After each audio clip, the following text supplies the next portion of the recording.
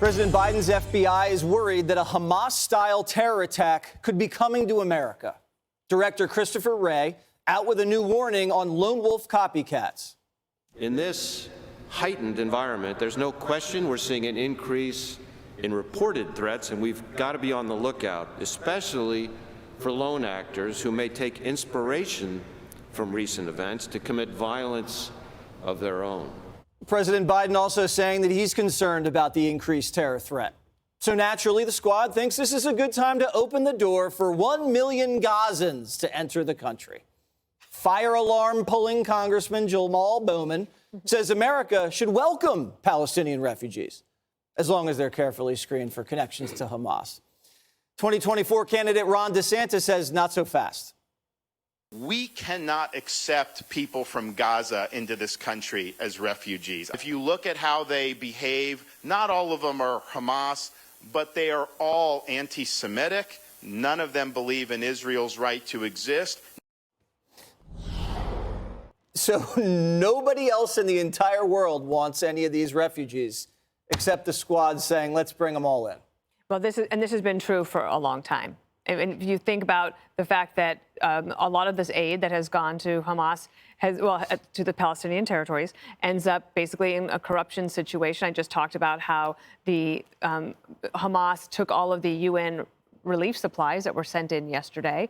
The people are hostage to Hamas. Also, there was an election in 06, 07 where Hamas won. There hasn't been an election since. The corruption runs very deep. And you can tell the Jordanians took in many, many Palestinians. That's where you have the West Bank. And then you also have the situation in Gaza where the Egyptians are nervous because they don't want Hamas terrorists coming into their country because that's part of the Muslim Brotherhood. So it is a very tangled web there. But I think here, one of the things that's happened in the last 2 years is you have, I think the ABC News poll came out today with President Biden in the low 20s in approval on our own border situation. We know that we have a problem of gotaways, and 150,000 of them or so we don't know where they came from, but we know they got into the country. Elliot Abrams, who has been a longtime foreign policy expert, he says that there's no doubt there's Hezbollah agents operating in the United States, moving around freely, and we don't know who they are. So the FBI is correct to be concerned, especially as there is heightened attacks. And the other thing I would point out is that Biden has really squandered this idea of refugees. Unfortunately, right? There are some people who need help. There are people who could come here to this country with nothing and then make something of themselves. We talk about those kinds of successful Americans all the time. But right now, I don't think Americans are in any mood to have more refugees coming in from the Palestinian territories because we do not have a system in order to make sure that they are vetted properly and can be taken care of. We have a gigantic problem here all across the country, especially here in this city. And there's only about a tenth of the refugees that are here, not even refugees, illegal immigrants that are here waiting for some sort of court date in 7 years. There's no system, and President Biden bears a responsibility for that. Greg, you don't trust Biden's ability to vet refugees? When was the last time he vetted anything, right? I'm worried about the border. I'm worried about the refugees. But I'm also worried about the people already here. Yep. If you looked at Times Square on Friday, or was it Thursday? I think it was Friday.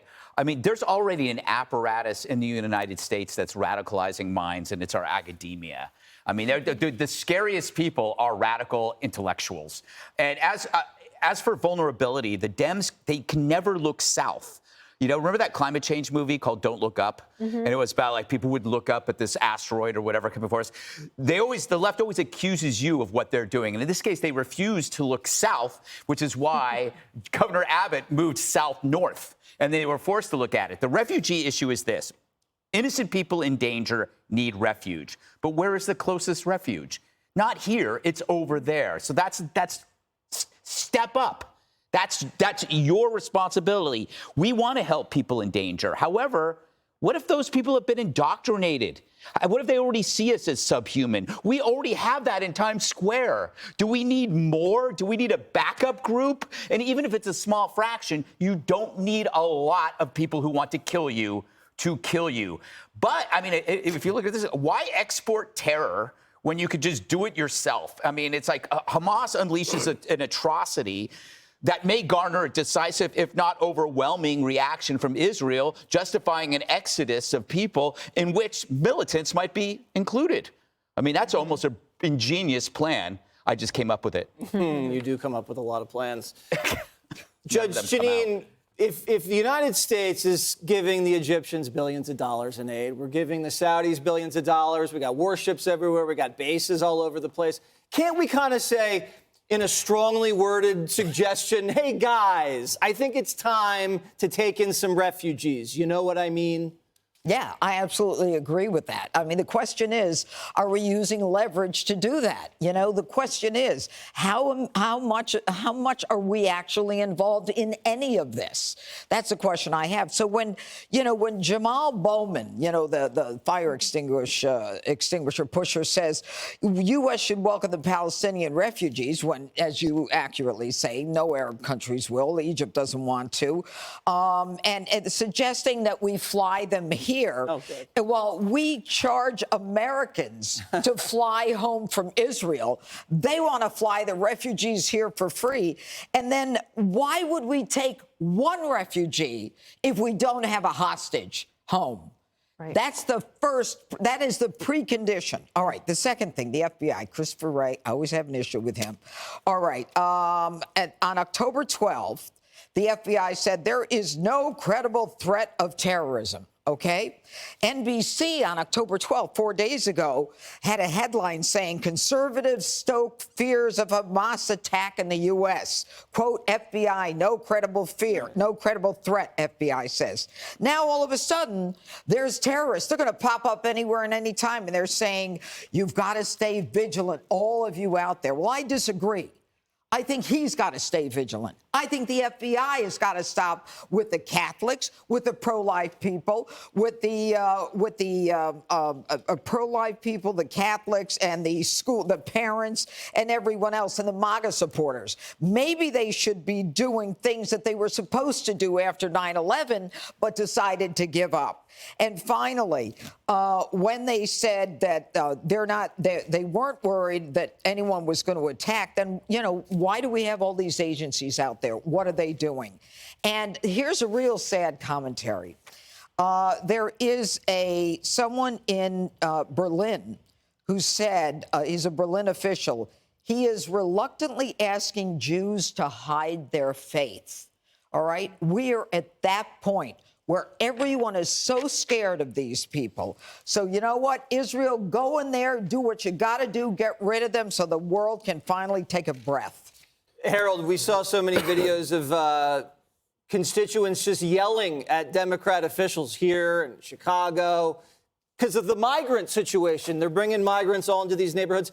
How can you be a politician after that and say, let's bring in hundreds of thousands of Mideastern refugees who we know have an axe to grind if you look at what they believe?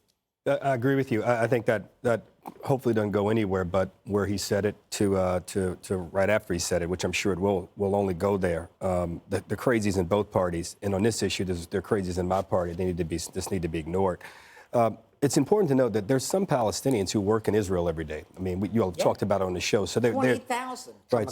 So and these are people whom I imagine the Israelis would not let in if they thought were Hamas or terrorists. But that's another conversation, too. I think, Dana, it's amazing they've not held an election since Hamas gained some power in the government there, which is really incredible. You almost think about it on a smaller level, but dangerous level. If you lived in a neighborhood where there were gangs and the vernacular in our country, the Crips and the Bloods, and people are silent about things because they don't want their own lives to be endangered. And for that matter, Judge, you've seen some of this prosecuting things like this. They don't want their families' lives to be in danger. So I think we've got to look at it in its totality. I give a lot of credit, Greg, the point that, and Judge, about Chris Wray.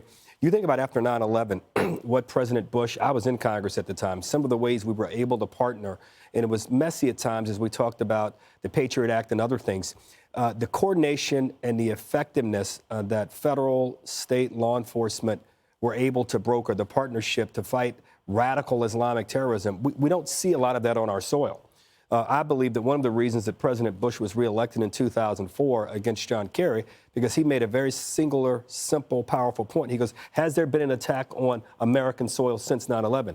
And if you were honest, you had to say no, because that was the exact answer. We've come a long way, and hopefully we find ways to ensure that the things that happen here in New York with the cooperation between or among federal, state law enforcement, particularly here in New York, where we are certainly a hotbed, hopefully we can extend that across the country. Because I think Ray is right. This lone wolf thing, as a New Yorker, concerns me.